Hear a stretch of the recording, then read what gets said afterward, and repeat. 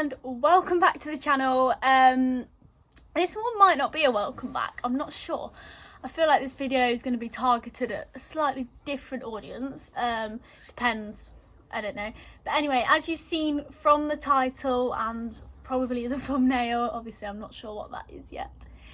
This is a how to tack up video. I had someone request for me to do a bit of a beginner series, which I took as like how to tack up, how to groom, how to clip, all the jazz like that. I've got quite a few videos lined up, so I thought, do you know what, if I can help you guys out at the same time as make some other videos as well, then why would I not do it? The plan wasn't actually to film inside. I was going to do it on the yard, but it is so windy today that I don't think you'd actually be able to hear me, so I'm gonna do it in the stable and hopefully help some people out how to tack up your horse.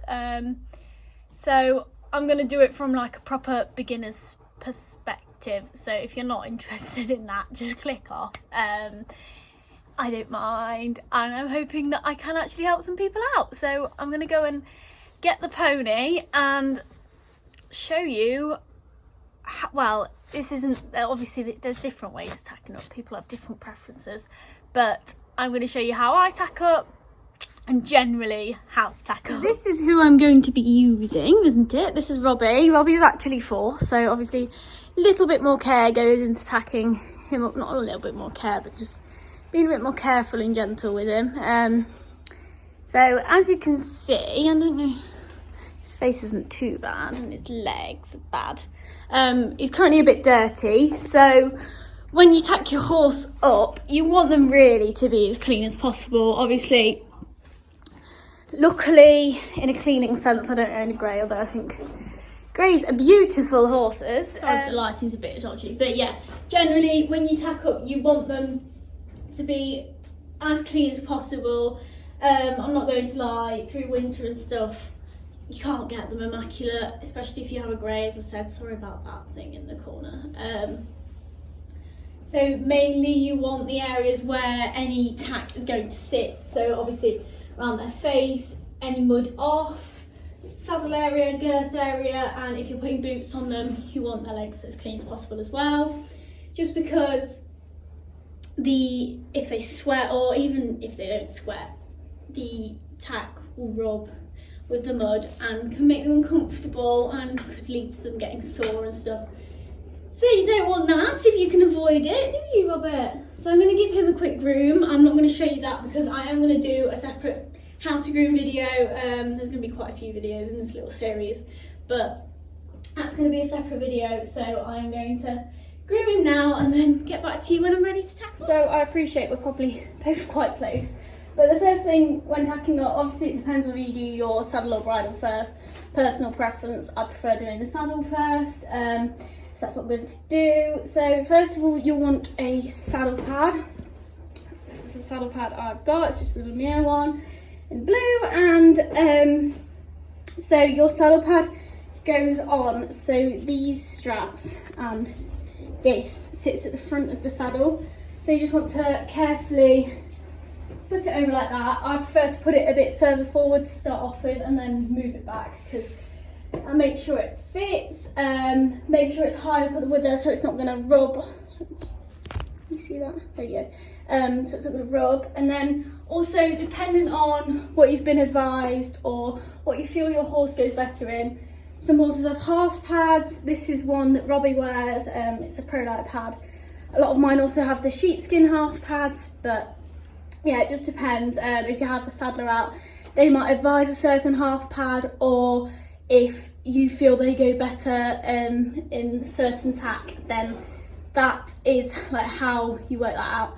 Robbie's always gone in this, he's not really played up in it, and without it he can feel a bit funny on his back. So this is why Robbie wears this, and that just goes over the top with this kind of shape towards the front, as obviously that fits into the saddle and it just kind of makes sense. And then this at the back, again, you want to make sure that's nice and high on the wither so it doesn't flatten and rub on them, and that is your saddle pads on. So I'm just going to go and grab, right now I am going to go around the other side to put the saddle on. You are generally meant to put it on from the left side. I couldn't really tell you a reason for that, I'm not sure. But I will go around that side to put the saddle on, and generally saddle pads and everything goes on that side as well. Not sure on the rule, like it's not a rule, but generally that's how it is, so not really sure. But I'm going to show you my saddle. So this is the saddle that we use on Robbie. It's actually a jump saddle. Because I event, we have jump saddles and dressage saddles. We don't really have GP saddles. Generally people have GP saddles, and most of the time they aren't monoflap. So monoflap means there's only one flap, and my stirrup leathers are a lot longer.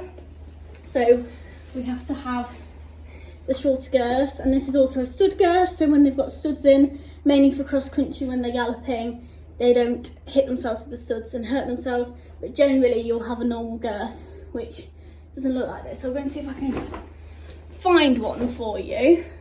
So generally this is what kind of like a normal girth is. It's a lot longer. As you can see, it's a lot thinner. It kind of has this bit which fits around the front legs, and that's for like a GP or a double flap saddle. We'll have one of those, but I'm going to pop the saddle on now. I'll just pop around the other side. I'm hoping you can sort of see. So literally make sure your saddle pads are nice and far forwards, because it's always better to be more forward.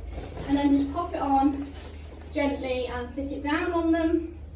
Make sure your saddle pads and half pads are nice and high at the wither. You can't actually see. Let me try and... Robbie, you're in a bad place, mate. Move over a bit. Now, I try not to move them too much. Oh, Robbie. Robbie, don't be awkward. Such an awkward thing. Yeah, try not to move them too much with the saddle not done up, just in case. But yeah, so I tend to ignore these little straps here, the D-ring straps, and just tuck them underneath, because if you've got martingales or breastplates or anything like that and you attach them to the D-ring, it makes it really difficult if you're then attaching your saddle pad as well. So I don't bother with them. But the girth straps, which are these ones at the bottom, I do. So I just pop them in like that, and that's them. And then I just make sure that the saddle pad is sitting in front of the saddle, so the saddle can't rub, and make sure that the saddle isn't going further back than the saddle pads at the back either, which they aren't, so that's all fine. It's up at the withers to stop it from rubbing. And yes, I'm going to go and pop the girth on. Now to start off with, I tend to do the girth up quite near the bottom. Obviously you'll know when you're doing your horse, generally you have holes that you kind of know they sit on. So Robbie sits about here. I do it up on the, I don't know which side, but this side of the horse first. I can't remember if it's, I think that's the near fall. And then come around this side and just do it up. Don't go stupid tight straight away, because you'll end up pinching them, but just do it up for now like that until you are ready to get on. Obviously tight enough that the saddle isn't going to move, but loose enough that it's not really really tight on them and pinching them yet. So that is the saddle on.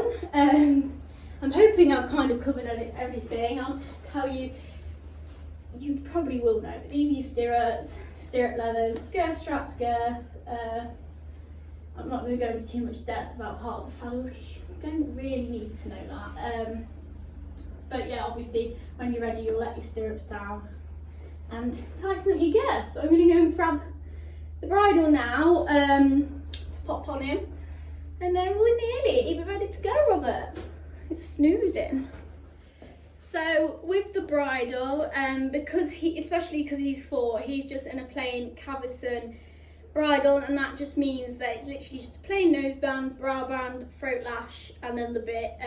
There's no cross attachments, there's no flash on it, it's not like Greco, it's just a plain standard bridle. He's also got a rubber snaffle bit in, just because he's a baby, and he's new to work. And then obviously your reins are the bits which you hold on to, which are attached. And that is kind of everything on Robbie's bridle. Obviously my older ones have a bit more complicated tack, and if I was jumping or doing anything a bit more with Robbie, then I'd also put a neck strap on just for extra stability. So I'm going to grab Robert and try and get him in the frame. So because we were in a stable, I'm just going to do Robbie loose. If I was on a yard, I'd make sure the gates were closed before I started doing... Oh.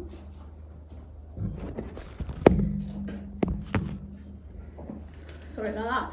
If I was on a yard, I'd make sure the gates are closed before I started doing bridles, just in case they snapped back or something when I took the head collar off, and that happened. But also, you could just have them in a head collar, and this is what I tend to do with Robbie.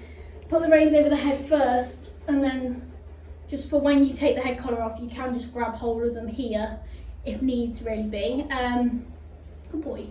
So, if I was at a competition or something, I would, if I had them by the lorry, I would probably have them tied up and then leave the head collar around the neck like that and leave them tied there just in case. Obviously it's not the nicest to do that, but you don't really want your horse running off around a competition venue. So putting your bridle on, really gentle, especially with babies.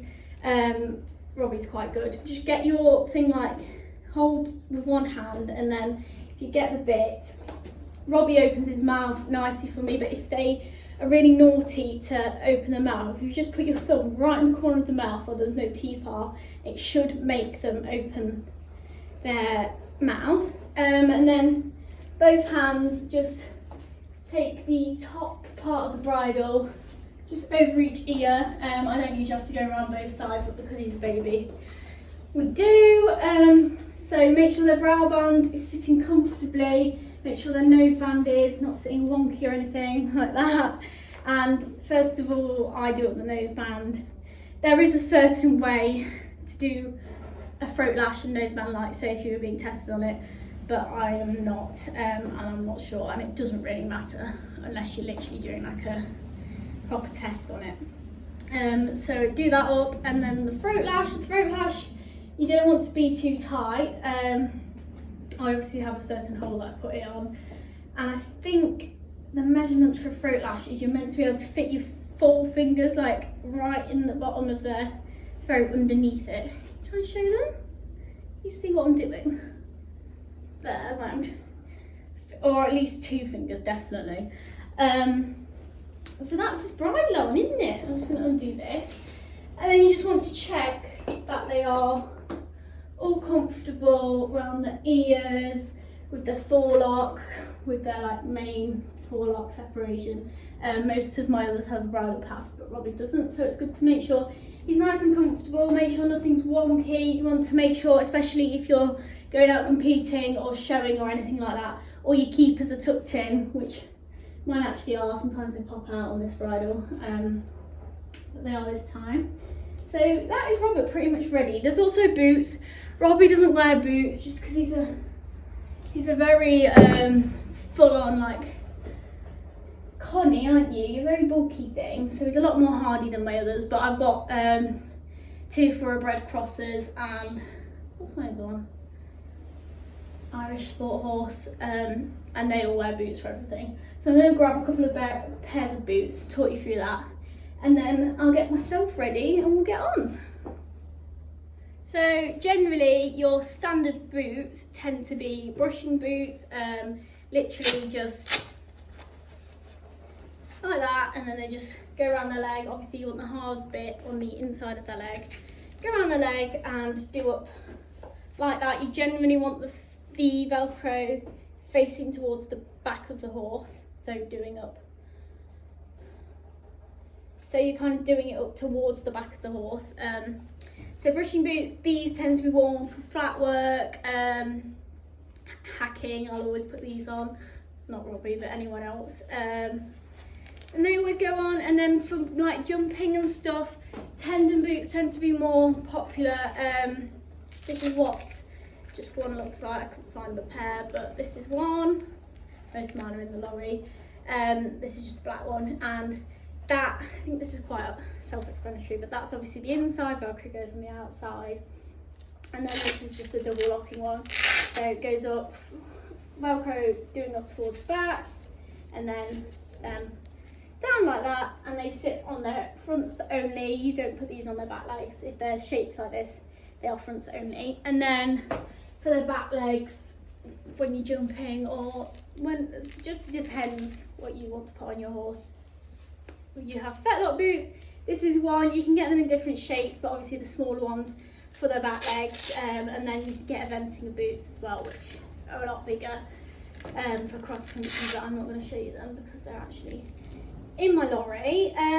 Again, these are double locking ones. I tend to make it so the outer Velcro is going towards the back, so it would sit on that leg, so the extra bit of protection is going towards the back. So if they forge or anything, they're hitting against each other rather than their legs. So I'm going to pop them away, and then I'm going to show you what you need as a rider to get on your horse, and then we'll be ready to go, won't we, Robbie? So first of all, you want your hair up, depending on what I'm doing, kind of depends how I put my hair up. Because I'm just hacking today, I'm literally just going to put it in a ponytail, but I have got quite long hair, so if I was jumping or anything like that, I would put it up in like a bit of a bun thing, so it's just not flapping around in my face, and just in case you came off or anything, you've got less likely of a horse standing on your hair and really pulling it or even ripping it out. It's very dramatic, but you never know. So obviously hair up, that then makes it a lot easier to pop your hat on. So this is my hat.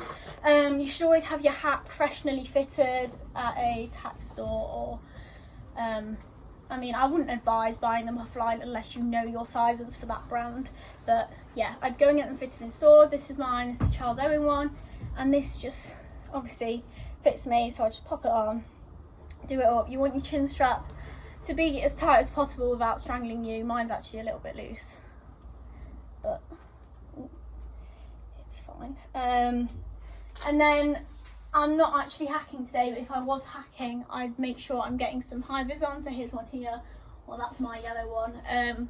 High vis, definitely for hacking. You can put some on the horse, whatever, just as long as you've got some form of high vis on for hacking. That is really important to be seen on the roads. Then gloves, which are around somewhere. Here's mine. Gloves, I'm not going to lie, I don't wear these every single time I ride. Obviously through winter it's nice to wear gloves. Through summer, sometimes when it's boiling hot or anything, I don't really want to be wearing gloves as much. But definitely gloves are really important. I end up with blisters because I don't wear them. So I wear these for pretty much everything. Sometimes out for a hack, or if I'm schooling at home, I won't bother. But generally, definitely would want to put gloves on. And then obviously riding boots, so your legs don't get chafed or anything, because they've got a bit of a thicker heel, the horses can feel you when they kick you, when you kick them. So this is my old riding boots actually, my nicer ones are in the lorry, but it doesn't matter. So riding boots, this I again had fitted. Riding boots don't matter as much getting them fitted properly, because obviously they're not really as much for your safety, but this is protecting your whole head, so that's very important. So yeah, riding boots, make sure you've got some, or you can do the short ones with chaps, which I always used to have, and they're a bit of a cheaper alternative, and some people prefer the look, so but I've got long ones for eventing and everything. I prefer wearing my long ones, so yeah, that is why I wear long ones. And then I'm not going to wear one today, and I'm pretty sure mine's in the lorry from last time, but a body protector. If I was going cross country, it's compulsory, definitely wear one. If I was getting on a baby for the first time, I'd definitely wear one, or like the first couple of times. Or if I was doing something like cross country schooling a baby, or jumping, even jumping sometimes a baby, I would put a body protector on. Just because if you can be safe, like, what, it's better to be safe than sorry, basically. And it's like, you could so easily come off and land funny and do your back, and that's you out of riding. So yeah, definitely a body protector if obviously there's freak accidents, but if you feel you're doing something a little bit more, I don't know what the word is, dangerous, I don't know, that's not the right word, but yeah, just pop a back protector on, because it's better to be safe than sorry. So I think that is everything I need to talk about. I think so. I'm sorry if I missed anything out. I've spoken about boots, me, horse. I think that's everything. Obviously there is, if you're putting more complicated tack on, you've got martingales, breastplates, babies, you don't really want to be putting that on. Kind of the less, in general, the less tack the better, but when you're eventing and stuff, you kind of need that stability a bit. So mine go in breastplates, Kira goes in a martingale. We also have things like ears. I'll get you a pair of ears. Kira wears ears. These ones are actually acoustic ones, so they block out a bit of a hearing, just to settle her a bit, especially in dressage, because that just helps her settle down a bit and makes her go a bit better. But some people just wear ears for their look, and I do think they look really nice. So yeah, sometimes pop ears on for that. But yeah, so ears can go on as well. They obviously sit on the ears under the bridle. They're quite self-explanatory to put on. But Robbie has never had them on, hence I didn't show you. Also, if you've been advised, or if your horse is really lazy, sometimes you'll need a whip just to say, come on, listen to my leg. I think BS's, the rules have changed, and maybe even BE, that you're only allowed these ones with the, they're called baton whips, with the thick, soft bit here, so they don't hurt your horse. Obviously that's a lot nicer on the horse, and unless they're being really naughty, you don't really want one that's really going to hurt them. So that's the whips you're allowed. They also have to be under a certain length, so for BS, but I do BS, but this one's always been fine, and I haven't really looked into the rules. So if you're going to do BS, look into the rules and get yourself a baton whip. And then obviously a schooling whip. Sometimes I will warm up with one of these for dressage, but they're a bit longer. They obviously hit their bum rather than, because if you wanted to hit their bum with the other one, you'd have to kind of, it's a bit more awkward. So this is for kind of like if they're really lazy. And generally for dressage, you're not allowed to take one of these in the dressage ring, only for warm up. So yeah, just something to remember. But I think that's everything I need to tell you about. I think I've covered everything. I'm really sorry if I've missed anything. I hope this has been helpful. Please let me know if you want any other specific videos in this series, because I will do it. And yeah, thank you for watching. I hope you enjoyed it. Please like, comment and subscribe, and I'll see you next time. Bye bye.